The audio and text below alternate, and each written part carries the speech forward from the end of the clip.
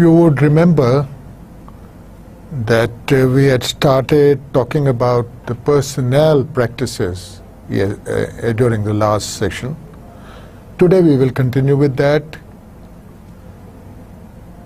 We had talked about the civil service in quite some detail, about the types of bureaucracies in quite some detail, and then we had come to a point where we were going to talk about the classification system followed by various countries. And we had discussed the concept of the classification system.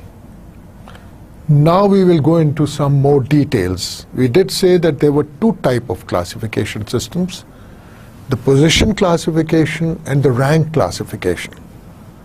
We start off with the position classification right now.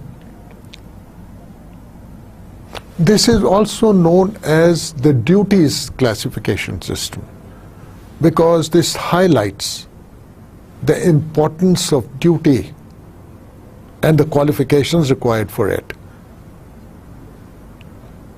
while recruiting a civil servant to any particular post or level. So this is known as the position or the duties classification system. Very popular in the United States. In fact, the system prevalent in the United States. In this, the various available positions are grouped on the basis of the duties, the responsibilities of the would-be incumbent, and the requisite qualifications. So what you are doing is that you are looking at those positions which can be conveniently grouped क्योंकि उनकी जो duties हैं और level of responsibilities हैं या level of difficulty है और उनके लिए जो क्वालिफिकेशंस चाहिए उनका लेवल, ये तमाम मिलते जुलते हैं. तो आप एक ग्रुप बना लेंगे और उसमें पोजीशंस होंगे. अब पोजीशन जो है वो पोस्ट है जो सबसे लोएस्ट है उस सिस्टम में या उस ग्रुप में. And as we said before, it connotes a set of duties or responsibilities assigned to an employee. यहाँ पे ये बड़ी इंटरेस्टिंग बात है कि इस सिस्टम में फर्क है. पोजीशन अलहदा से रिकग्नाइज हो रही है और इनकम्बेंट अलहदा से हो रही है. उनमें बराए रास्त कोई तल्लक या सिमिलैरिटी नहीं है. दोनों मदगम नहीं है एक दूसरे में. Position and the incumbent are considered as separate entities.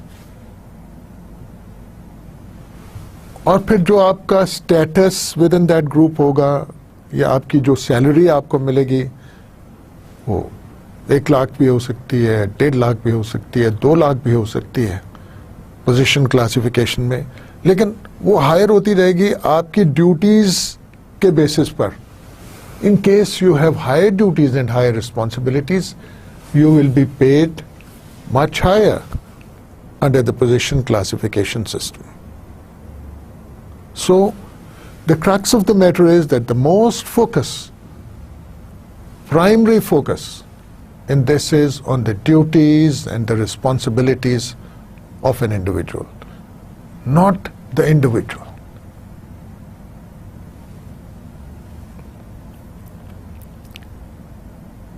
तो क्या आप करेंगे जब आपने पोजीशन क्लासिफिकेशन करनी है, आप एक क्लास बना लेते हैं, उसमें आप सिमिलर पोजीशंस को रख देते हैं. और सिमिलर पोजीशंस का मतलब क्या है?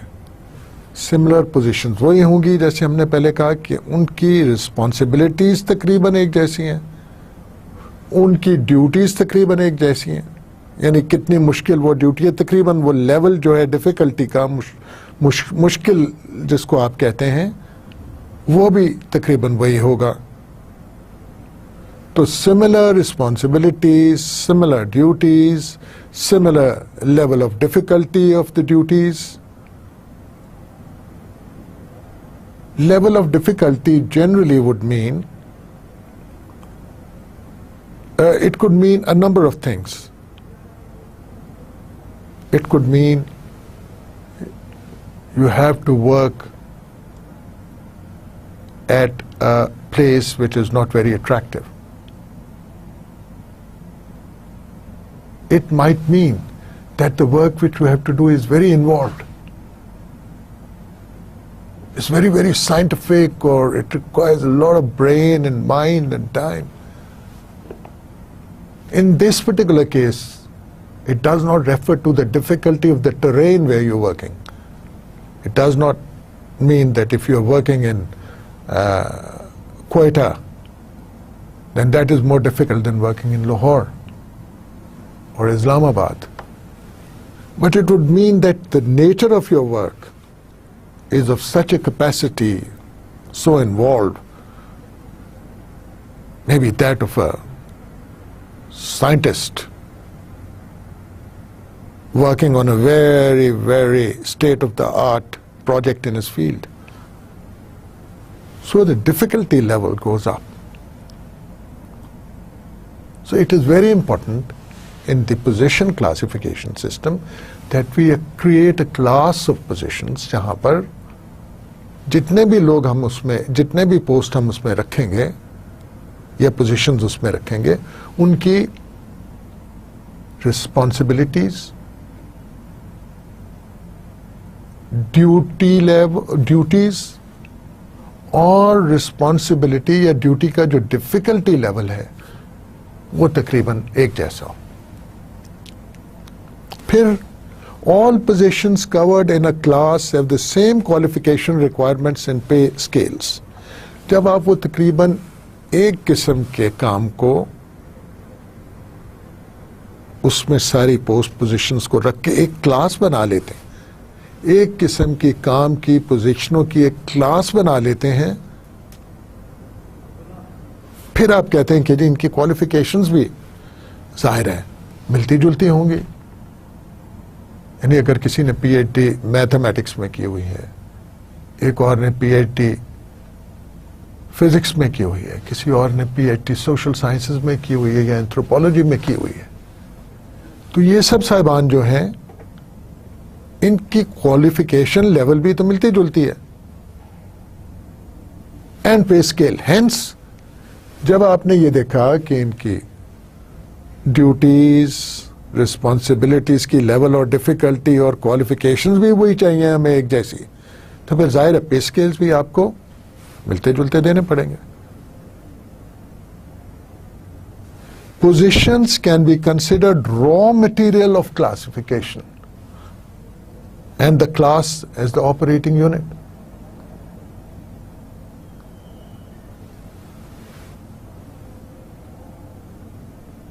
यानी अगर आप मशीनरी की बात करते हैं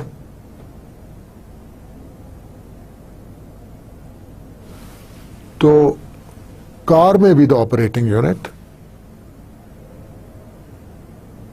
but its raw materials are let us say, talk about the precision parts of the car, the raw materials, the various parts of the engine, the gearbox, they are precision parts. They are the positions within that operating unit. So we have to look at this classification system as based on positions, similar positions within an overall class.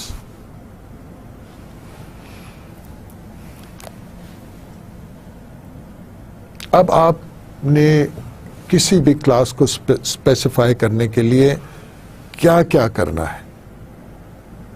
What have you to lay down to describe our class properly, a position properly? उसके कौन से जुज़ हैं, elements हैं position के जो आपने बिल्कुल clear cut वाज़िया कर देने ताकि आपका क्लासिफिकेशन सिस्टम कामयाब रहे। और उससे जो हम फ़वाइद हासिल करना चाहते हैं वो कर पाएँ. So we will have a name for the class, a title. Then we will have minimum qualifications for that class. We'll have minimum qualifications for this class. जैसे मैंने पहले कहा कि वो minimum qualification जो है हो सकती है PhD, वो MS भी हो सकती है. It could be even less than that, it could be a bachelor's. तो आप जब ले डाउन कर देते हैं मिनिमम क्वालिफिकेशंस, फिर आप चलते हैं ड्यूटीज और रिस्पॉन्सिबिलिटीज की तरफ कि जनाब इसकी अब हमने नाम भी दे दिया इस क्लास को, इसका क्वालिफिकेशंस मिनिमम भी ले डाउन कर दी. अब हमने उसकी ड्यूटीज और रिस्पॉन्सिबिलिटीज की डिटेल्स देनी है, डिस्क्रिप्शन देनी है, क्योंकि हमने शुरू में ही कहा था कि ये जो भी क्लास है, जो भी पोजीशन है, वो ड्यूटीज पे बेस्ड होगी, रिस्पॉन्सिबिलिटीज पे बेस्ड होगी और उनके डिफिकल्टी लेवल पे बेस्ड होगी. फिर एक और स्टेप फॉरवर्ड, टिपिकल टास्क्स. अगर हम एग्जांपल्स दे दें कि आपने क्या टास्क्स करने हैं तो बड़ा कॉम्प्रिहेंसिव सी बात बन जाती है. यानी we are telling the person, the incumbent, we are telling the system that this position requires these kind of task to be done. Let's say the position is of a inspector, then we'll say that the person has to do so many inspections in a week, that the person has to see these aspects during the inspections, that the person has to create or maintain records about these inspections on considering the following points and in this manner. तो ये सारा जो सिलसिला है typical task lay down करने का, इससे बहुत कॉम्प्रिहेंसिव हो जाती है हमारी एक्सरसाइज. ज़ाहिर आप स्केल ऑफ पे तो बताएंगे ही, it could vary from the least for the lowest position and so on. तो स्केल ऑफ पे आपने बता दिया, लेकिन जो इनकम्बेंट है, जिसने सिविल सर्विस में आना है, नॉट ओनली कंसर्न अबाउट पे but also about future prospects. So you have to lay down the prospects of promotion, how much time it may take, what kind of efficiency levels have to be achieved to get promotion, what kind of trainings have to be undergone to get promotion. तो position classification में ये सब जब आप details डाल देते हैं तो बहुत कॉम्प्रिहेंसिव एक लैंडस्केप इमर्ज करता हुआ हमें नजर आता है.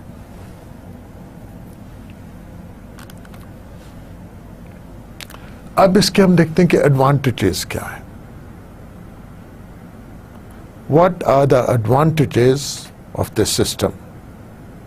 Equal pay for equal work, ये बहुत ही पुराना कॉन्सेप्ट है और बहुत ही अच्छा कॉन्सेप्ट है कि आप डिस्क्रिमिनेशन नहीं कर रहे हैं. आपने अगर कोई खास काम करना है और उस काम की एक नोयत है, तो आपको एक खास रेम्यूनरेशन या एक खास पे मिल रही है वो काम करने के लिए, क्योंकि आप सिविल सर्वेंट हैं. You are not suppose to work without pay.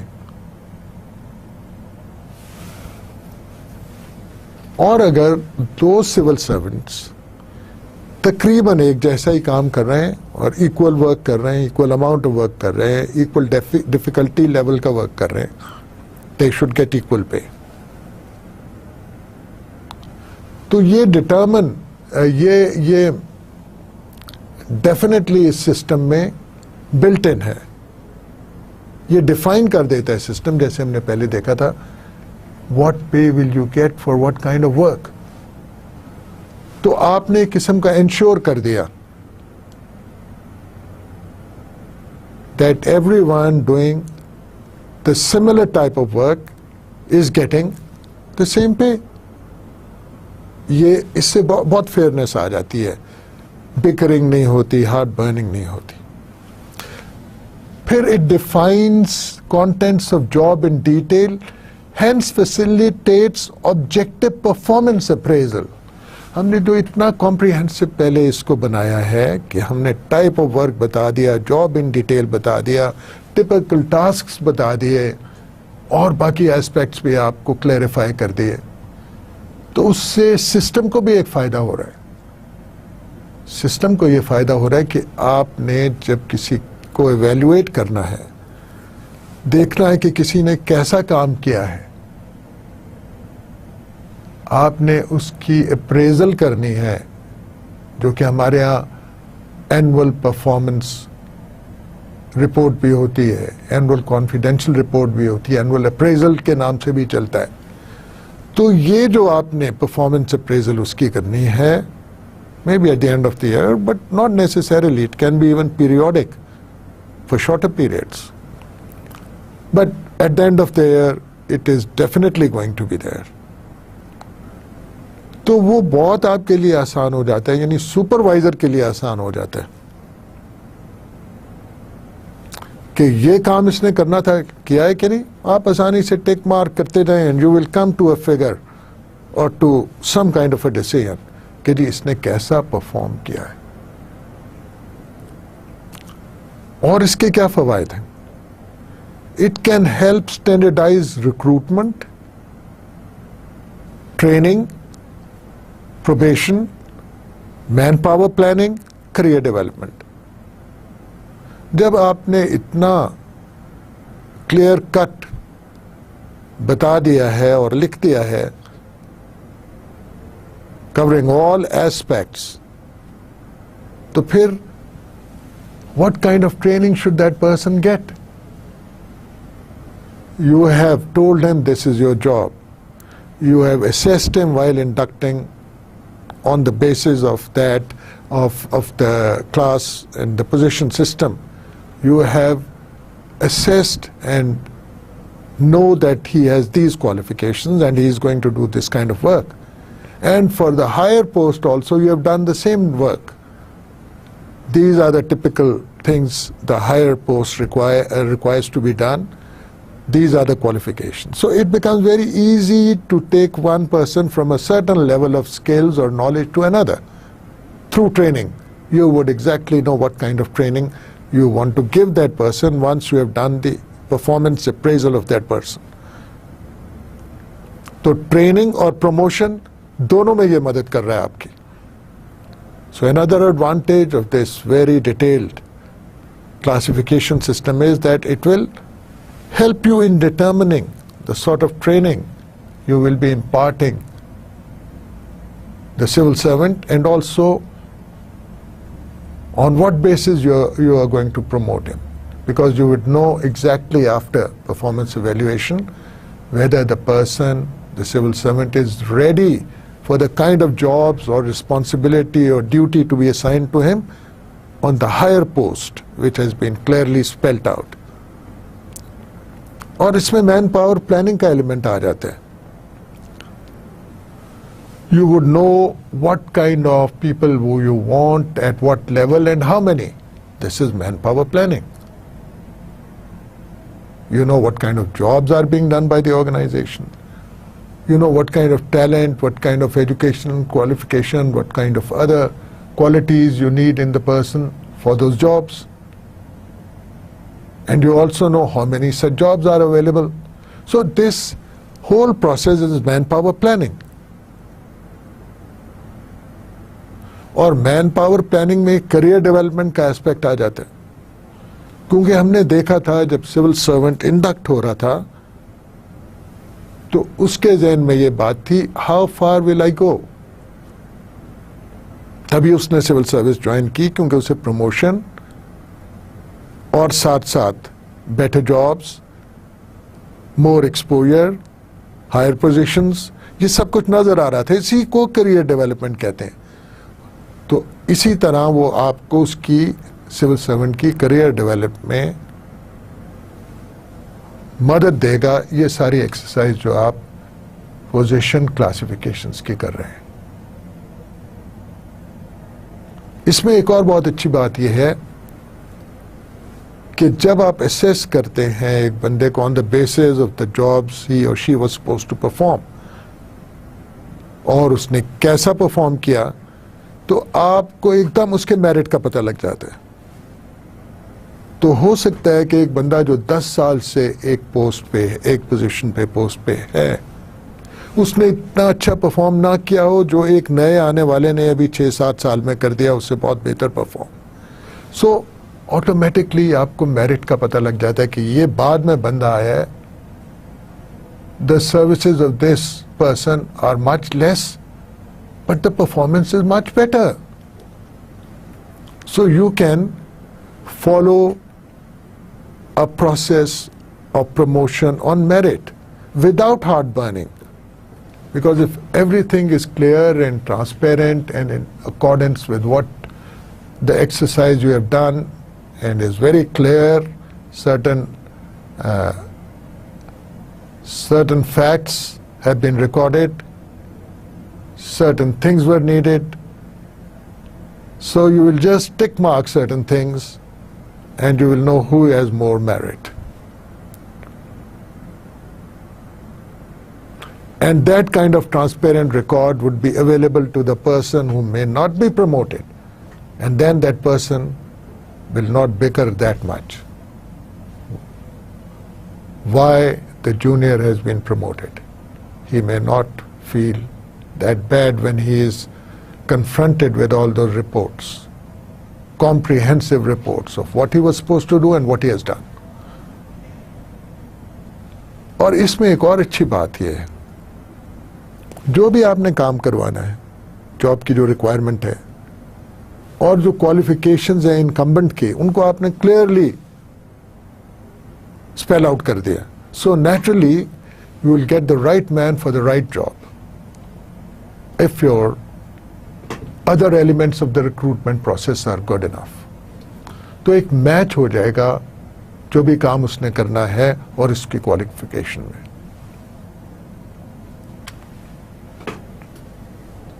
और एडवांटेजेस, इसके और भी एडवांटेजेस, वो क्या है? Well defined lines of responsibility. आपने तमाम जो काम उसने करना है, जो ड्यूटीज परफॉर्म करनी है, उनका हर लेवल के लिए डिटर्मिनेशन कर दिया.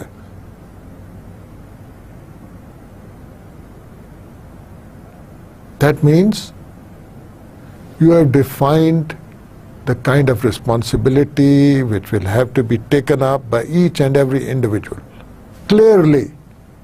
और इसका बहुत फायदा होता है ऑर्गेनाइजेशन को.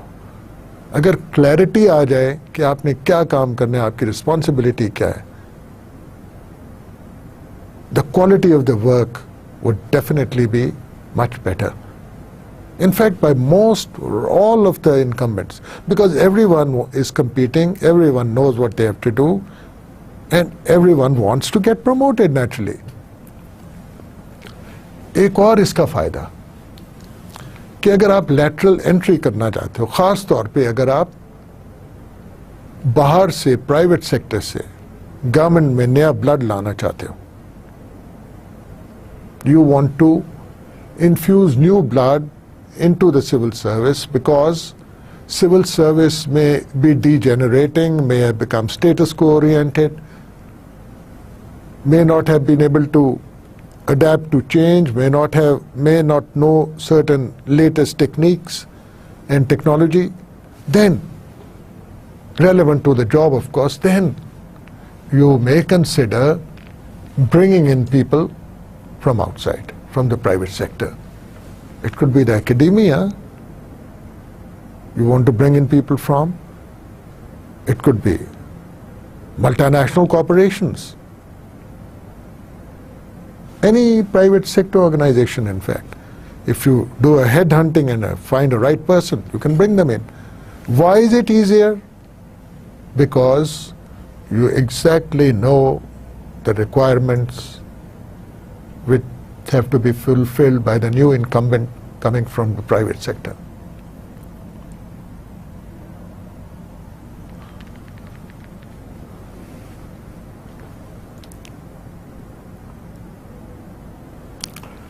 And this also reduces, I wouldn't say eliminates, but reduces personal discrimination and also political discrimination.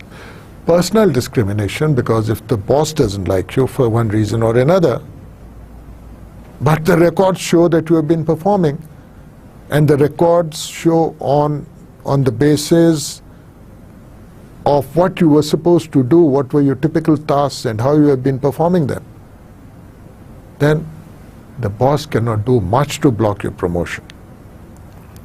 Similarly, political intervention. If the political master, if the minister doesn't like you, he can't do much to stop your promotion. Or alternatively, if your typical tasks are transparently defined, it will be difficult for a political person to get you to do a job which is not correct. So that aspect of political intervention is also minimized to some extent.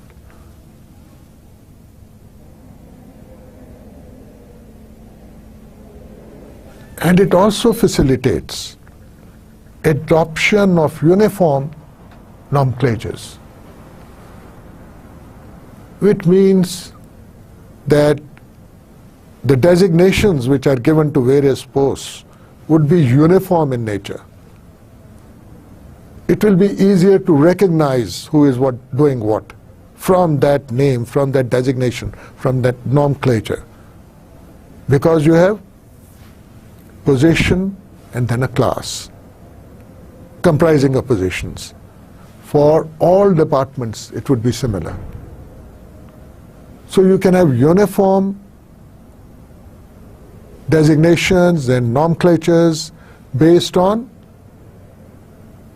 in all the departments, based on the same principles.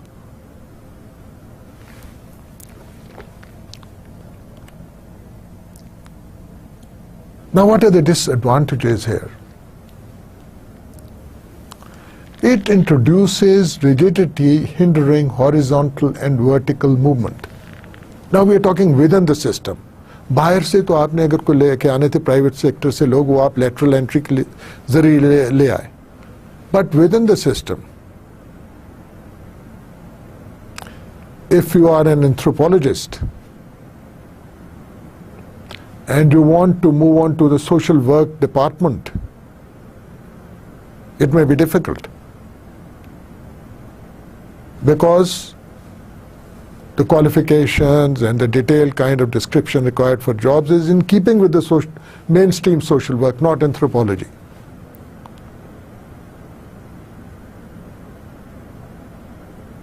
Similarly, if you want to move from one aspect of dealing with finance, let us say audit, towards public expenditure, or towards revenue raising, that is collecting taxes, there may be some rigidity for a person to move from a tax collecting organization to an audit organization. Although overall the discipline is the same. They are financial matters.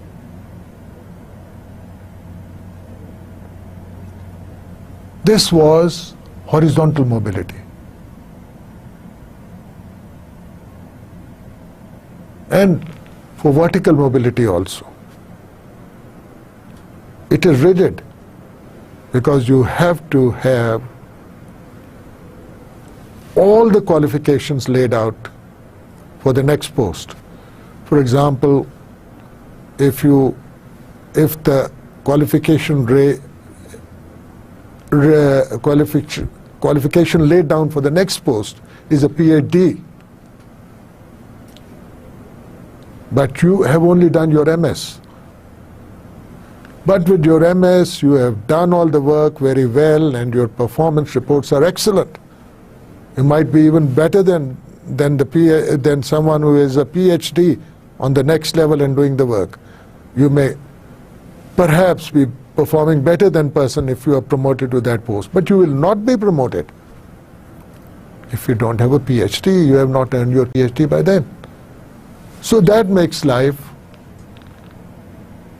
a little difficult because vertical movement is not all that easy. Another problem about this system is, now this is from the organizational point of view, that you have to lay down so many details about each post, etc., that you end up spending too much time on preparing such a system. And time means money. And it has to be revised continuously. आपने बिल्कुल इसको साथ साथ update करते जाना है, क्योंकि ये बहुत जल्दी आउटडेट हो जाता है सिस्टम. आपने एक टाइम पे अगर टिपिकल वर्क्स कोई एक चीज, एक पोस्ट एक के लिए रखे हैं, एक पोजीशन के लिए रखे हैं, तो टेक्नोलॉजी में एडवांस इमीडिएटली और उसके बिल्कुल नेचर ऑफ वर्क तब्दील हो जाए, फिर आप क्या करेंगे? You have to change the duties, the responsibility, the type of work he or she has to do. So it means that an ongoing process, there has to be some team of dedicated people to keep on updating it immediately. And at the other end, if you are updating so frequently, there might be frustration amongst the people coming in. They have been preparing for some other kind of duties and responsibilities to get into the public service. But when they come to take the exam or enter that public service, they find that the duties and the approach is drastically changed. So it can also make employees feel insecure about their status and compensation. क्योंकि उन्हें पता नहीं vertical mobility होगी कि नहीं, given their qualifications and everything, उनका status क्या होगा. तो सिर्फ इंडक्शन के दौरान प्रॉब्लम नहीं हो सकता कि आपने तैयारी कुछ और की है लेकिन कई सालों से, लेकिन उस वक्त तक उस पर्टिकुलर सर्विस के लिए और क्वालिफिकेशंस हो गई और टाइप ऑफ टास्क में महारत की ज़रूरत पड़ गई. इसी तरह स्टेटस आपका जो है, यू नॉट श्योर कल क्या होगा, और आपकी पे जो है कल क्या होगी. I mean, after promotion, whether you will be promoted or not. So they say it is not suitable for developing countries undergoing socio-economic transformation. यानी एक मुल्क अगर बहुत तेजी से तरक्की कर रहा है, डेवलपिंग कंट्री है, तो उसमें जो डिफरेंट टास्क परफॉर्म करने पब्लिक सर्विस में, वो भी उसी तेजी से चेंज हो रहे होते.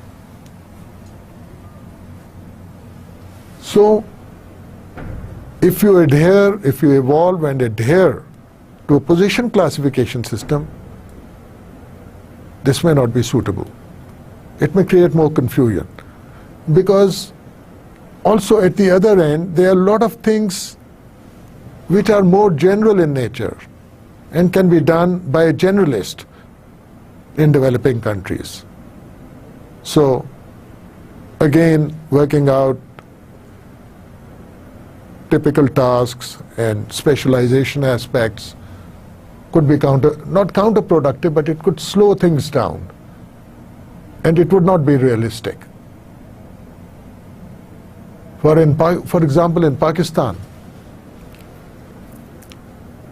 the kind of work done by a district coordination officer is not easy to record, and because it's multifarious. So in developing countries, there may not be so much specialization or requirement for specialization at times.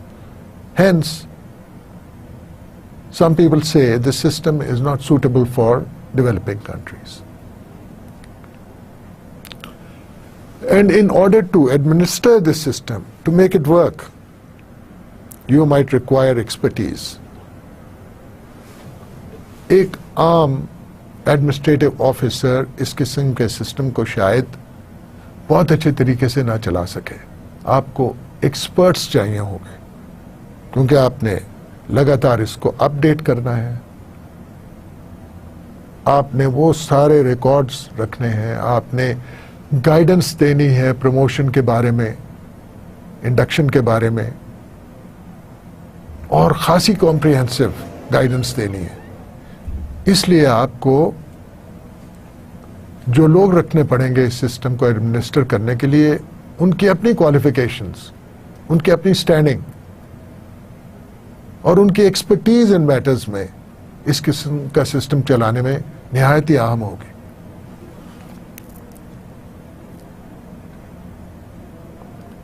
अब दूसरा जो system है, that is called rank classification.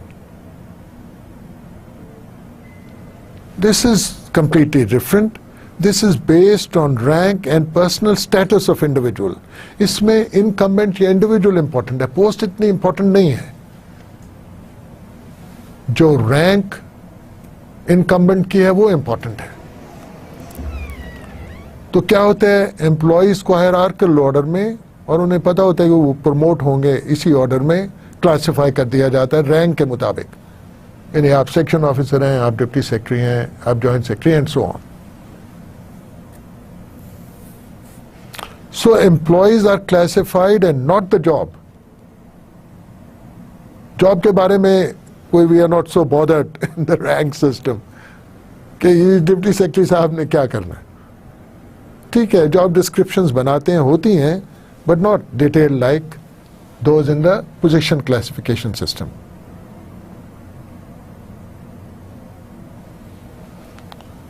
Employees are classified and not the job. As such, civil service is organized around the incumbent.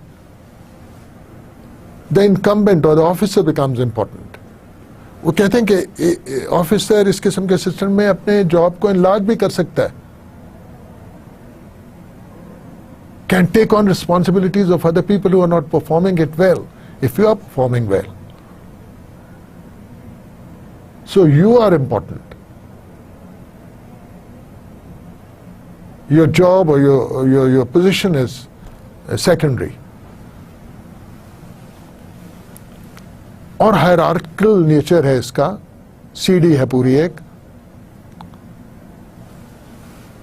and you can go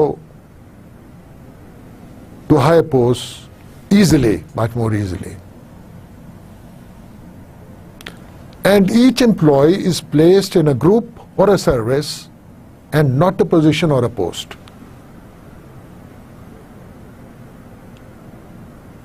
You are employed as a member of the police service or a member of the Pakistan Administrative Services, which was previously District Management Group, and it was previously CSP, Civil Service of Pakistan. Or you get inducted into the cantonment services, cantonment board services, or the taxation services, finance services. So you are placed in a group or a service and not a position or a post. You enjoy a position or a post, but you are placed, you belong to a service. Your salary and your status depends on your ranking in the group and not on the posting. So you may be posted as commissioner in a division or a provincial secretary. They are different posts, but your ranking in the group, in the district management group, will remain the same, and your salary will almost remain the same. Maybe some perks are different. Advantages of this are, it's flexible. So interdepartmental transfers are possible because the job description is not so detailed or the qualifications are kind of similar or not spelt out that much. So it is more suitable to the generalist cadres of service. The E is missing there. So when we come to specialization, or if you go to have very, very specialized services, this is not the right method to follow. It is a simple scheme and is easy to administer. Another very interesting thing, it promotes loyalty to the civil service. You have that in-group feeling. I'm part of this monolithic, this big, powerful civil service. So let me be loyal to it. I know I will get promoted. Most probably I'll get promoted. So let me be loyal to the civil service. So this generalist approach, this group or service approach, this civil service approach makes you become loyal to the civil service. But it has one other aspect. You may become too loyal to the civil service. You might want to do everything to expand your own powers and position to the detriment of the public whom you are supposed to serve. Because bureaucracies always want to expand and assume more and more power, which at times means less efficiency. Again, the system does not get outdated soon. It's so general, it's not detailed.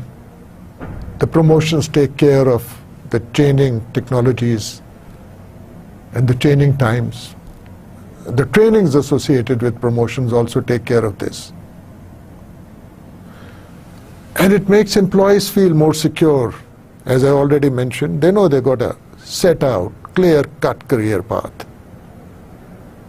So it emphasizes career opportunities and attracts competent people. Now, what are the disadvantages?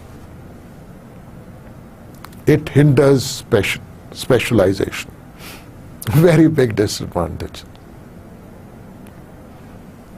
And we all know that this is the age of specialization now. And we find many generalists in our country heading specialized organizations. You might find a person who has spent a lot of time in the field as deputy commissioner or commissioner heading the science and technology division or the information technology division. They may be people with a lot of brain power, people quick to adapt, people who have come through a competitive exam and have done well, people who are well-rounded. But the kind of background you need for the for heading the Ministry of Science and Technology may be completely different. So this aspect of specialization is one major drawback. And it also violates principle of equal pay for equal work. Because in the system, many a time you will see that certain groups are getting much more allowances or privileges. Or certain posts within the group are getting special allowances and privileges. So this makes things a little tough on the others. They'll be bickering, and some people feel that injustice is being done. So this is also a major disadvantage.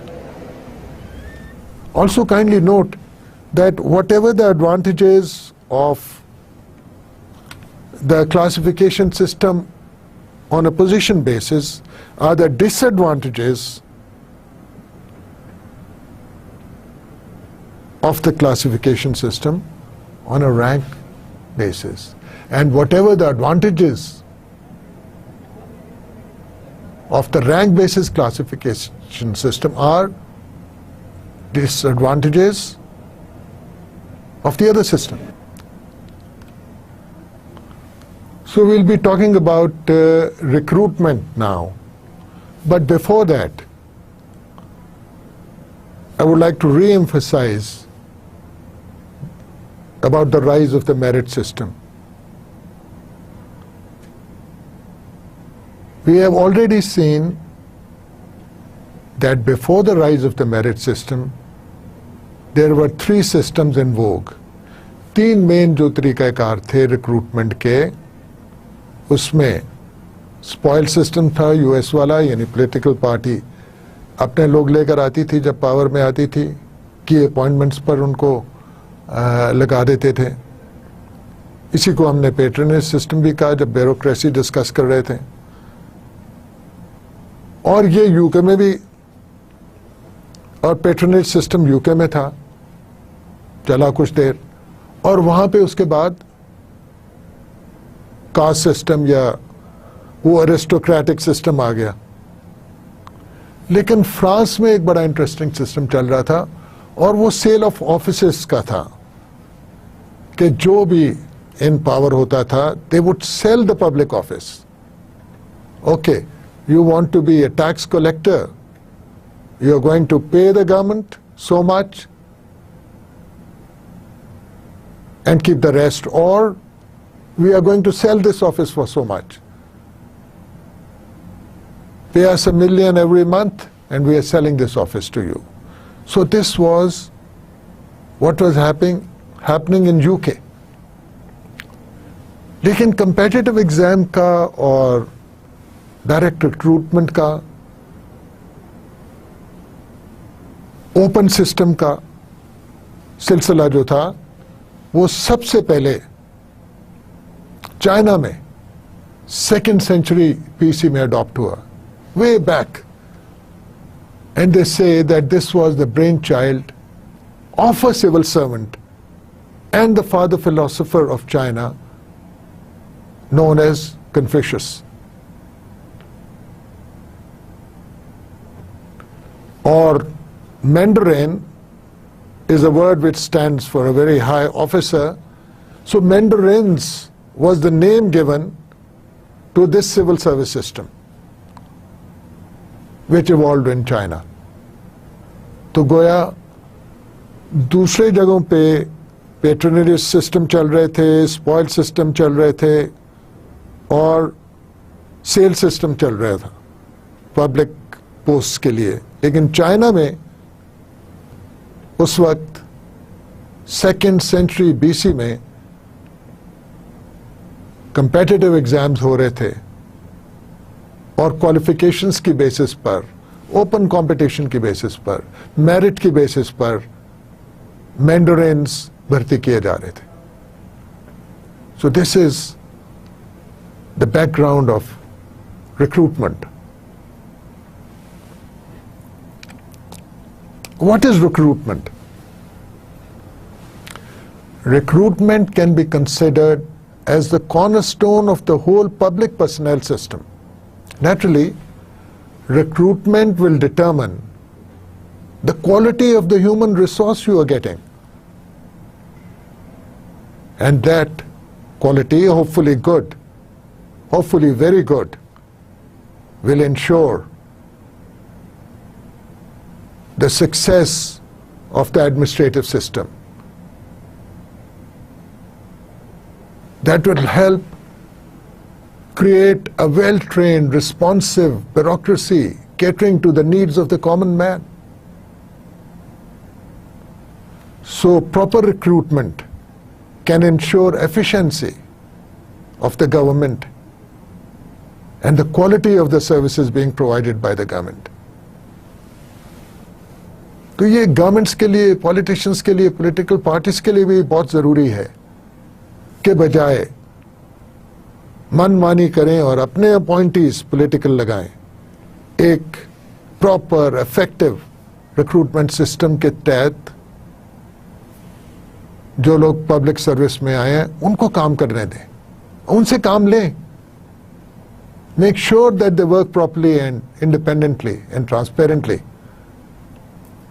और अगर आपने सही तरीके से recruitment की हुई है that will ensure that quality of services are provided by these men and women who are in the public service. Recruitment क्या होती है? What do we mean by recruitment? Recruitment is just the filling up of vacant posts within the civil service, but with the best qualified and competent persons, and through an aggressive search from relevant sources of supply. आप recruitment करें, लेकिन जो आप recruitment कर रहे हैं, आप ensure करें तरीकाकार ऐसा कि क्वालिफाइड और कॉम्पिटेंट लोग सिविल सर्विस में आए। और उसका एक तरीका यह है कि आपने उन लोगों को ढूंढना है।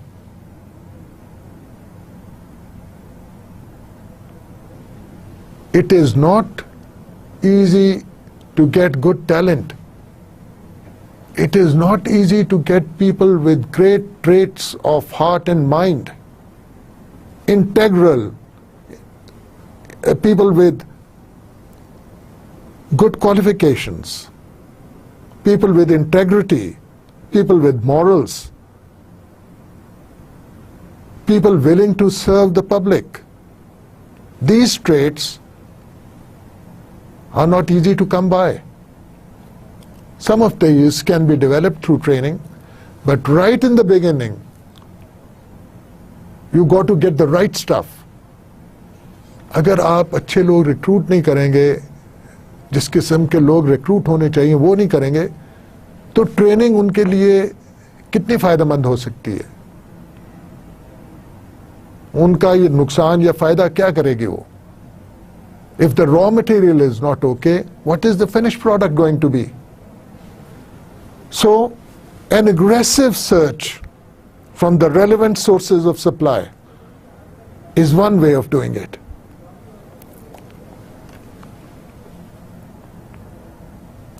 Now there are some negative aspects of recruitment which I'd like to talk about.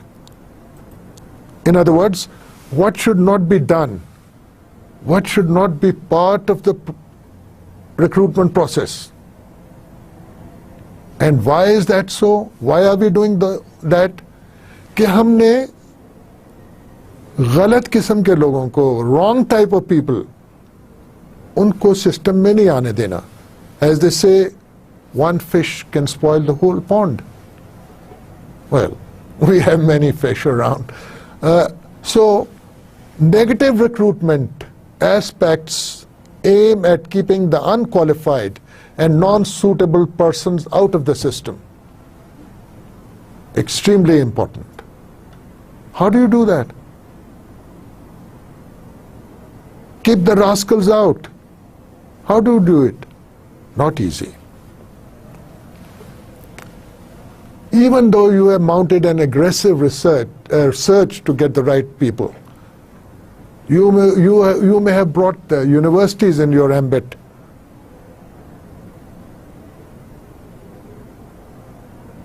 You might be going out, reaching out to certain people this way. But still, it would be your actual recruitment system and keeping politics out of the system, out of the recruitment system, which will to some extent ensure that you get the right kind of people. So, the negative aspects are those of political interference, that of favoritism, and you have to minimize these and in fact eliminate them. If you can eliminate political intervention and favoritism from your recruitment process, it is a very big step forward. Very big step indeed. In Pakistan, we see a more than proportionate or logical number of offsprings, daughters, sons of senior civil servants and bureaucrats coming into the civil service. Is that the caste system, of bureaucracy? Is that favoritism?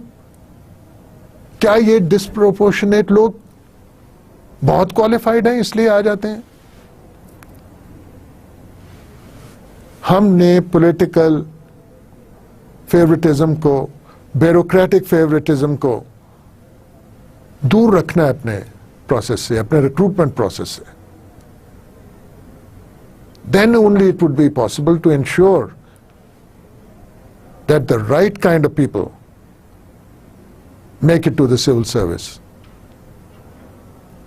So what we are saying is, unless recruitment policy is soundly conceived, there can be little hope of building a first-rate staff. This is Glenn Stahl.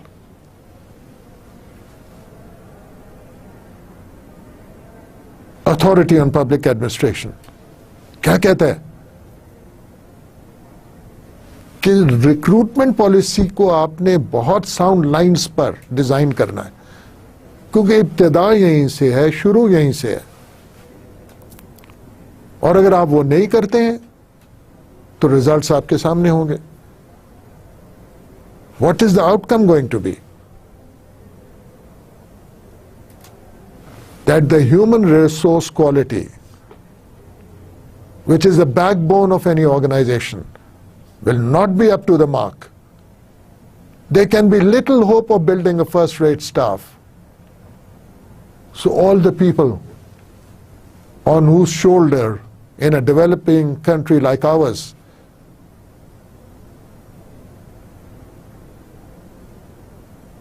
rests the provision of all kinds of services to the people, a large number of whom are living under the poverty line. If we don't provide them with the right kind of people to serve them, then part of the fault would be that we were unable to design a sound and nice and logical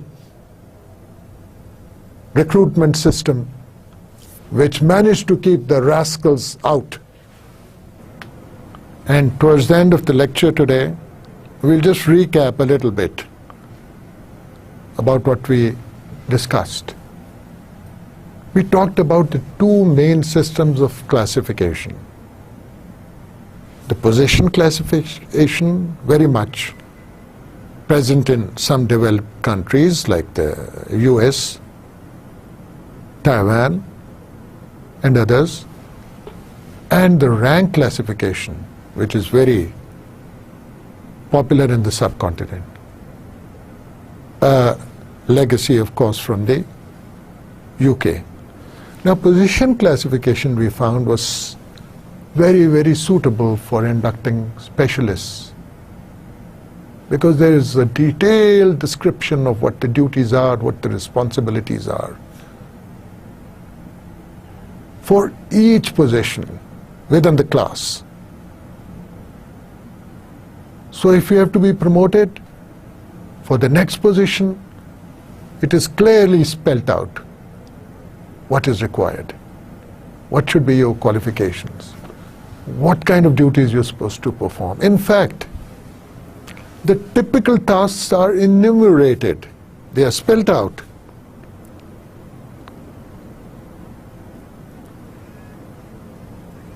So, the position classification is very suitable for developed countries, whereas the rank classification is specially suitable for countries like ours, developing and undergoing socio-economic transformation, where it is not easy to determine what next, what kind of jobs. Jobs keep on enlarging. We try to tackle that through training. In the position system, everything is specified.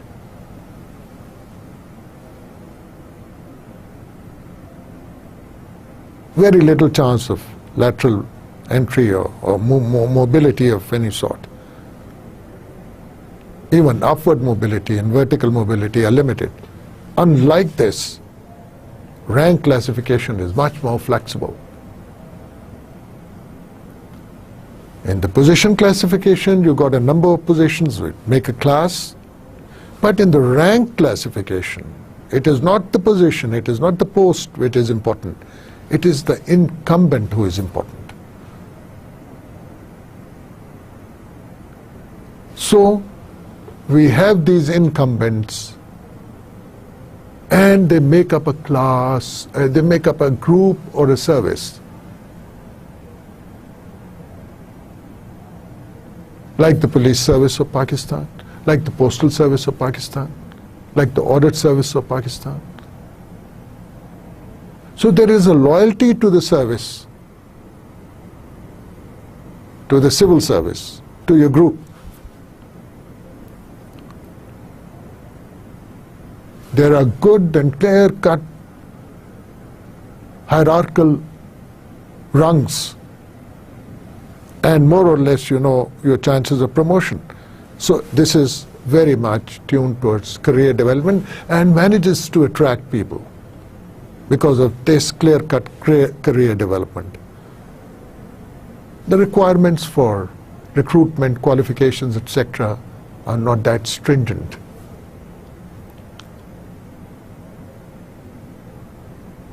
So both the position and the rank qualification system, rank classification system, both have their merits and demerits. Their advantages and disadvantages. We mentioned some of them, and the advantages of the position classification system happen to be the disadvantages of the rank classification system, and vice versa.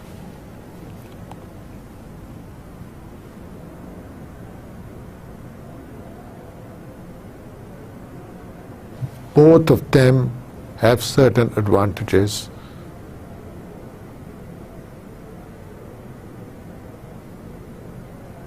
And then we looked at the rise of the merit system, of how in China we got the first merit-based, competitive exam-based bureaucracy in 2nd century BC.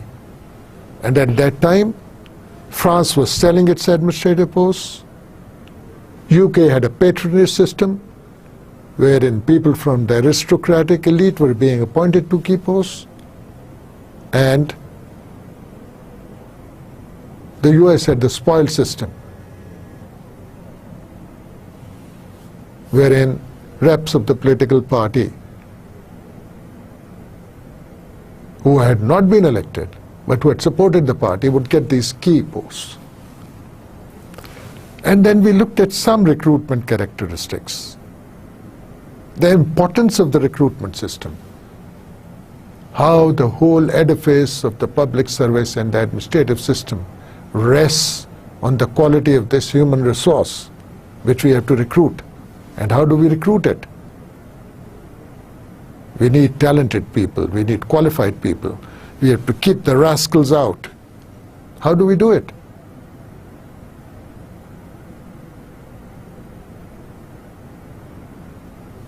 We should have a recruitment system free of political intervention and favoritism. That is easier said than done. Thank you.